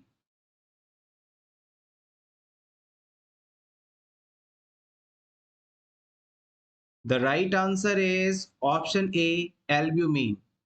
याद रखिएगा, हमारी शरीर के अंदर ब्लड के अलावा जो लिक्विड पार्ट होता है उसे प्लाज्मा कहा जाता है, और इस प्लाज्मा के अंदर अलग-अलग टाइप के प्रोटीन पाए जाते हैं। इसमें सबसे ज़्यादा मात्रा में पाया जाने वाला जो प्रोटीन है, उसे हम एल्ब्यूमिन का नाम देते हैं, और यही वो प्रोटीन है जो कि बॉडी में ऑन्कोटिक प्रेशर को मेंटेन करता है। अगर किसी वजह से हमारे शरीर में एल्ब्यूमिन प्रोटीन की कमी हो जाए, तो हमारे शरीर में एडिमा डेवलप हो सकती है, सूजन आ सकती है। किस प्रकार से ये ऑन्कोटिक प्रेशर को मेंटेन करता है, इसे भी समझ लेते हैं। मान लीजिए ये हमारी कोई ब्लड वेसल है, और इस ब्लड वेसल के अंदर ब्लड के साथ इस तरह से प्लाज्मा प्रोटीन एल्ब्यूमिन पाया जाता है। ब्लड वेसल में ये इस प्रकार से ब्रिक लाइक स्ट्रक्चर में ये आपका एल्ब्यूमिन प्रोटीन है। अब इस एल्ब्यूमिन प्रोटीन की प्रेजेंस के कारण आपका जो ब्लड है, वो इस ब्लड वेसल के अंदर ही आगे की तरफ मूव करता रहता है, बहता रहता है, ब्लड वेसल से बाहर कहीं नहीं जा पाता। लेकिन मान लीजिए किसी वजह से पेशेंट में प्रोटीन की कमी हो गई, एल्ब्यूमिन की कमी हो गई, तो अब क्या होगा? एल्ब्यूमिन की मात्रा कम होने के कारण अब ये जो ब्लड है इस ब्लड वेसल में बह रहा था, वो ब्लड वेसल को छोड़कर इंटरस्टिशियल स्पेस की तरफ मूव कर जाएगा। पहले यहाँ पर क्या था, हर तरफ दीवार थी, यानी एल्ब्यूमिन प्रोटीन था, उसने ब्लड को, प्लाज्मा को, लिक्विड को ब्लड वेसल के अंदर बांध रखा था, होल्ड करके रखा था, ये इसे पार करके बाहर नहीं जा पा रहा था। लेकिन जब हमारे शरीर में एल्ब्यूमिन प्रोटीन की कमी होने लगी, तो ये जो ब्लड सेल्स हैं, ये इस चीज का फायदा उठाकर ब्लड वेसल को क्रॉस करके हमारे ब्लड वेसल से बाहर निकल गई, और हमारे शरीर में एडिमा डेवलप कर दिया, सूजन डेवलप कर दिया। तो इस तरह से ये ऑन्कोटिक प्रेशर होता है, और ये एल्ब्यूमिन इसे मेंटेन करता है। याद रखिएगा, albumin is a most abundant and smallest type of protein found into the blood plasma, and it is responsible for maintaining the oncotic pressure. If the oncotic pressure disturbed, the person will can have the person have uh, edema all over the body. Next question is thrombocytopenia is. Thrombocytopenia का क्या meaning होता है? Option ए, platelets की संख्या बढ़ जाना। Option B, platelets की संख्या कम हो जाना। Option C, blood clotting factors की मात्रा बढ़ जाना। Option D, blood clotting factors की मात्रा कम हो जाना। सबसे पहले तो आपको ये पता होना चाहिए कि थ्रोम्बोसाइट का क्या मतलब होता है। थ्रोम्बोसाइट का मतलब होता है प्लेटलेट, यानी कि हमारे शरीर की जो प्लेटलेट सेल्स है, तो उसे हम थ्रोम्बोसाइट के नाम से भी जानते हैं, जो कि बॉडी में ब्लड क्लॉट बनाने के लिए रिस्पॉन्सिबल मानी जाती है। तो ऐसा होते ही आपके दो ऑप्शन एलिमिनेट हो गए। अब आपको बताना है कि क्या प्लेटलेट्स की संख्या बढ़ना या फिर घटना। यहाँ पर अब और आगे चलते हैं, तो थ्रोम्बोसाइटोपिनिया, यहाँ पर जो ये पीनिया शब्द लिखा गया है, ये किसी भी शब्द के अगर पीछे जुड़ जाए, तो हम इसका मतलब हमेशा उस चीज में कमी के होने को बताते हैं, डेफिशिएंसी या डिक्रीज होने को बताते हैं। तो ऐसी कोई कंडीशन जिसमें हमारी बॉडी की प्लेटलेट सेल्स नॉर्मल से कम हो जाती हैं, तो ये चीज थ्रोम्बोसाइटोपिनिया कहलाती है। यहाँ पर थ्रोम्बोसाइट का मतलब है प्लेटलेट, और पीनिया एक सुफिक्स है जिसका मतलब होता है संख्या में कमी आना। और उस डिजीज का नाम भी जरूर कमेंट सेक्शन में मेंटेन कर दीजिएगा जिसमें प्लेटलेट्स की संख्या कम हो जाती है। It's a homework for you. Next question is who is the father of modern anaesthesia? इनमें से मॉडर्न एनेस्थीसिया के फादर के रूप में किन्हें जाना जाता है? WTG मॉर्टन को, क्लार्क को, सिगमंड फ्रेड को या फिर पास्चर को?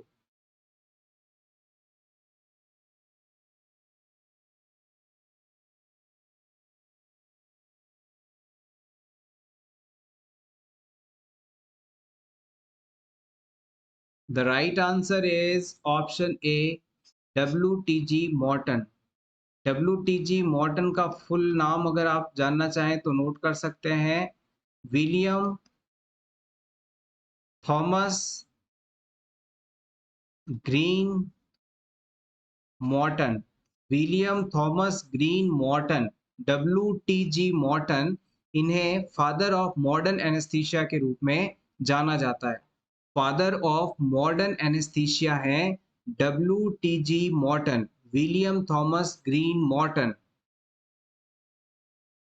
Next question is deficiency of oxygen in the tissue is known as. अगर किसी क्लाइंट की बॉडी में टिश्यूज के अंदर ऑक्सीजन की कमी हो जाए तो इसे किस टर्म द्वारा डिनोट किया जाता है? हाइपोक्सिया, हाइपोक्सीमिया, साइनोसिस या फिर एपनिया?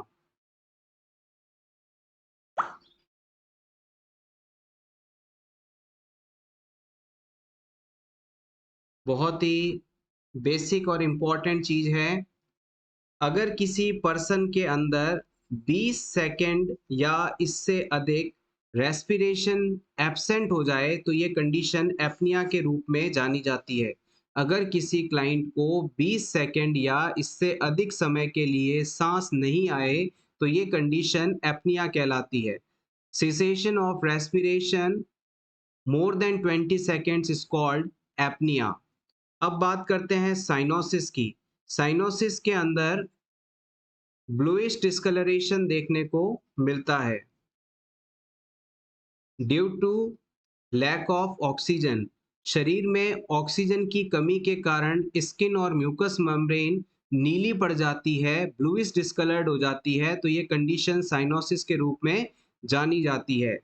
हाइपोक्सीमिया शब्द का मतलब होता है lack of oxygen into blood. अगर ब्लड के अंदर ऑक्सीजन की कमी हो जाए तो ये कंडीशन हाइपोक्सीमिया है। फाइनली ऑप्शन ए बचता है जो कि सही आंसर है। Deficiency of oxygen into the tissue is called hypoxemia. दो चीजें हैं, गौर करिएगा। हाइपोक्सिया और हाइपोक्सीमिया में ज्यादा फर्क नहीं है। अगर किसी शब्द के पीछे ईमिया शब्द लगा हो सुफिक्स के रूप में तो इसका मतलब है वो ब्लड से रिलेटेड है। जैसे कि हाइपोक्सीमिया मतलब लैक ऑफ ऑक्सीजन, ऑक्सीजन की कमी ब्लड में ऑक्सीजन की कमी का होना हाइपोक्सीमिया है।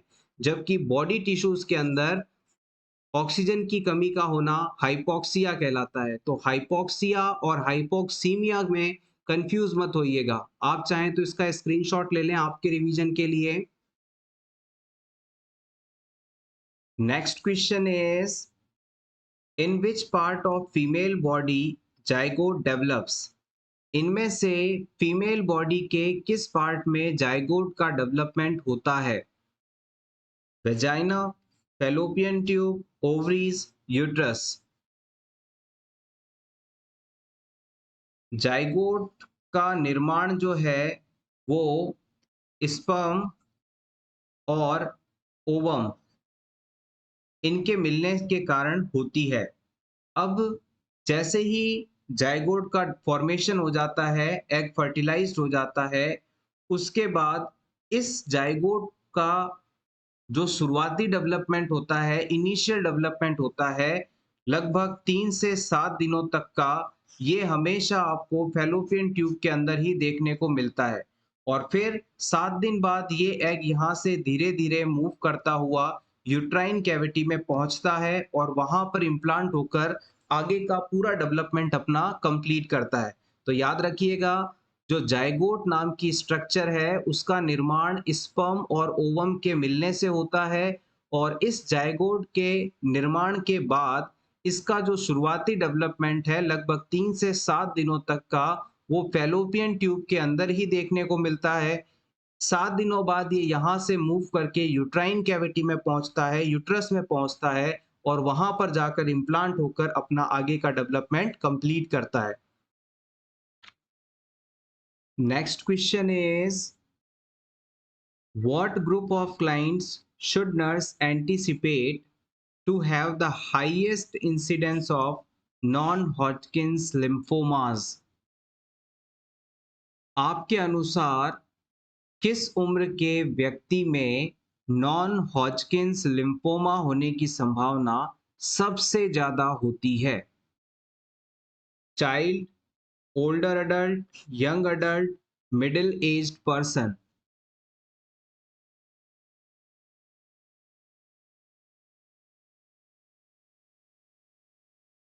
The right answer is option 2. Older adults के अंदर नॉन हॉटकिंस लिम्फोमा होने की संभावना सबसे ज़्यादा होती है। हम सिंपली ये कह सकते हैं कि जैसे जैसे उम्र बढ़ती है वैसे वैसे नॉन हॉटकिंस लिम्फोमा होने की संभावना भी बढ़ जाती है। ऐसा देखा गया है कि median age of diagnosis non Hodgkin's lymphoma is around 67 years, यानी लगभग 67 ईयर्स के आसपास ये डिजीज मोस्टली डायग्नोज होता है, आइडेंटिफाई होता है। अब हम बात कर लेते हैं कि ये नॉन हॉटकिंस लिम्फोमा होता क्या है। लिम्फोमा एक प्रकार का कैंसर है जिसमें हमारी बॉडी की जो लिम्फोसाइट्स होती हैं, एक प्रकार की डब्ल्यूबीसी हैं, एक प्रकार की वाइट ब्लड सेल्स हैं जो प्रभावित हो जाती हैं। तो सिंपली कहें तो lymphoma is a type of cancer in which WBC और lymphocyte is affected. Hodgkin's lymphoma disease exam point of view से इंपॉर्टेंट है। कई बार यहाँ से क्वेश्चंस पूछ लिए जाते हैं। प्रीवियस क्लासेस में भी हमने हॉटकिंस लिम्फोमा के कुछ पार्ट को डिस्कस किया था। अब हम बात करते हैं इसके टाइप्स के बारे में। नॉन हॉटकिंस लिम्फोमा और हॉटकिंस लिम्फोमा क्या होते हैं, इन दोनों को हम इनके इम्पॉर्टेंट कैरेक्टरिस्टिक्स के हिसाब से कंपेयर करते हुए, डिस्टिंग्विश करते हुए पढ़ेंगे ताकि आपको दोनों के बारे में आसानी से जानकारी मिल जाए। सबसे पहले तो दोनों ही कंडीशंस जो हैं वो अपने आप में एक प्रकार का कैंसर हैं। अब दोनों में फ़र्क क्या है इसके बारे में जानते हैं। एग्ज़ाम पॉइंट ऑफ व्यू में इससे सबसे ज़्यादा पूछे जाने वाला क्वेश्चन है कि अगर किसी पर्सन के अंदर रीड स्टर्नबर्ग सेल्स मिलती हैं, आइडेंटिफाई होती हैं, तो उसे कौन सी डिजीज़ कंडीशन है, तो आप बताएंगे हॉटकिंस लिम्फोमा।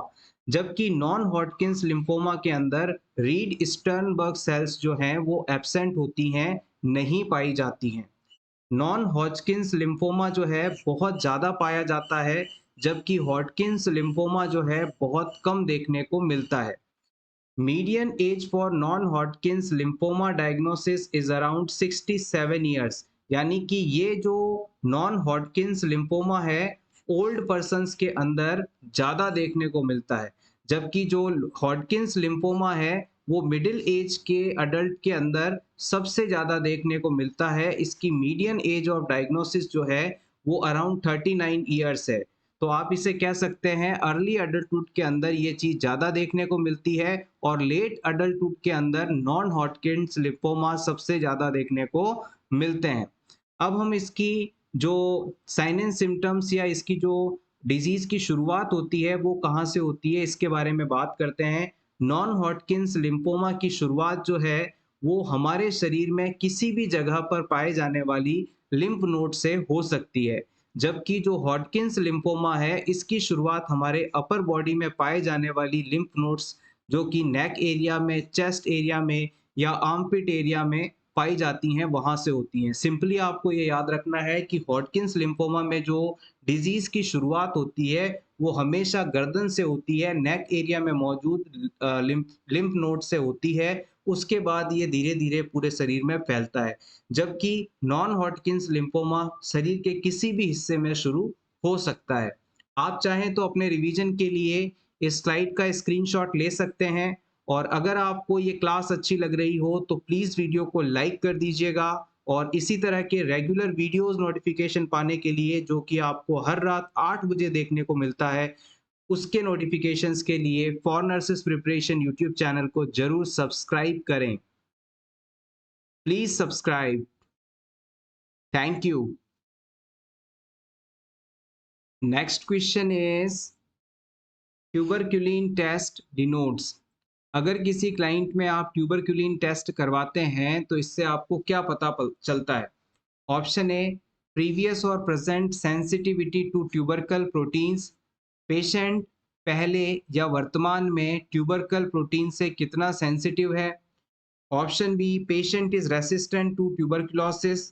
पेशेंट ट्यूबरकुलोसिस डिजीज से रेसिस्टेंट शो कर रहा है या नहीं।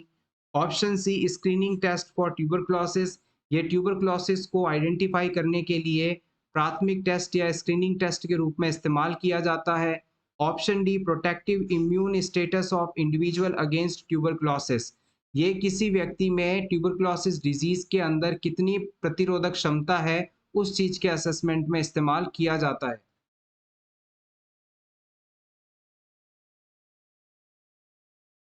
Yes, the right answer is option C.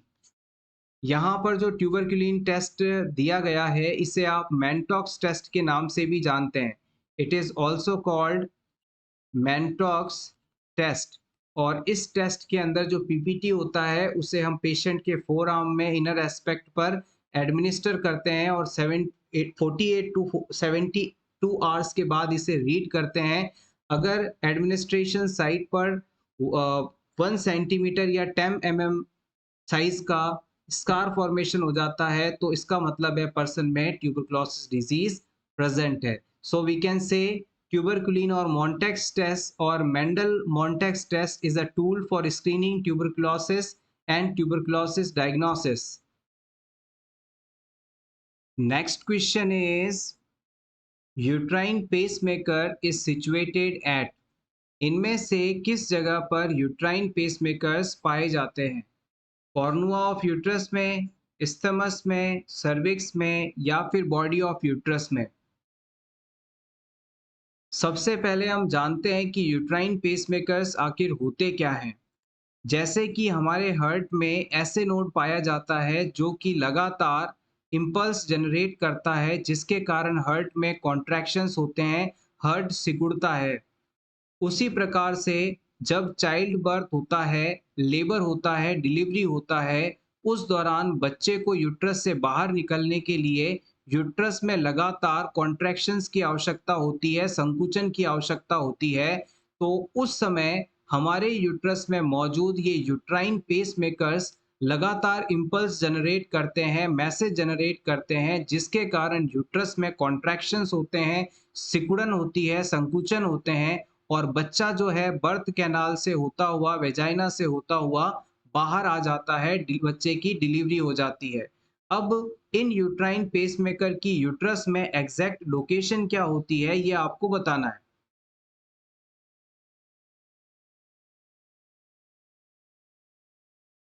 The right answer is option A, at the कॉर्नुआ of uterus. जैसे कि मान लीजिए ये किसी फीमेल का यूट्रस है, ये सर्विक्स वाला पार्ट हो गया।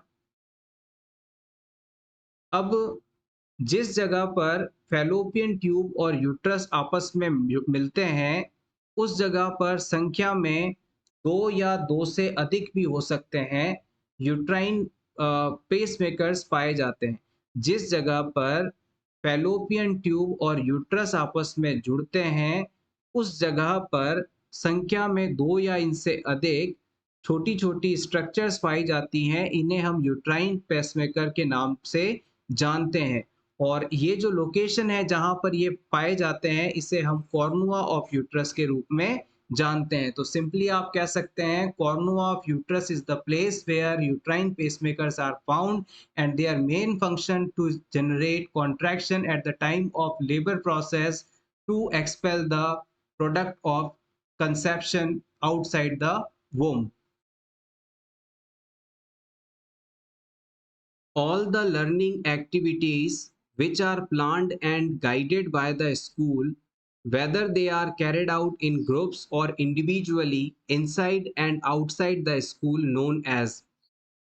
आपको उन लर्निंग एक्टिविटीज़ के बारे में बताना है जो कि स्कूल द्वारा प्लान की जाती हैं, गाइड की जाती हैं, चाहे ये एक्टिविटी स्कूल के अंदर परफॉर्म की जाएं या स्कूल से बाहर परफॉर्म की जाएं, इन्हें क्या कहा जाता है ये आपको बताना है। एक बार फिर से समझिएगा, स्कूल द्वारा तैयार की गई, प्लान की गई वह लर्निंग एक्टिविटीज़ जो स्कूल के अंदर या स्कूल के बाहर ग्रुप ऑफ स्टूडेंट या इंडिविजुअल स्टूडेंट्स के द्वारा परफॉर्म की जाती है, क्या कहलाती है?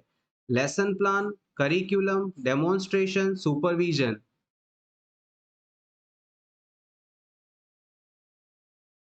The correct answer is option B. It is called curriculum. All the activities that are related with the learning planned by the school, carried out by individual or groups inside or outside the school, known as curriculum plan. So everyone, ये था हमारा आज का video. Hopefully आपको आज की ये class अच्छी लगी होगी। क्लास कंटेंट अच्छा लगा हो तो प्लीज़ इसे लाइक कर दीजिएगा और इसी तरह के रेगुलर वीडियोस देखने के लिए for nurses preparation YouTube channel को ज़रूर सब्सक्राइब करें। Thank you so much once again. Best of luck.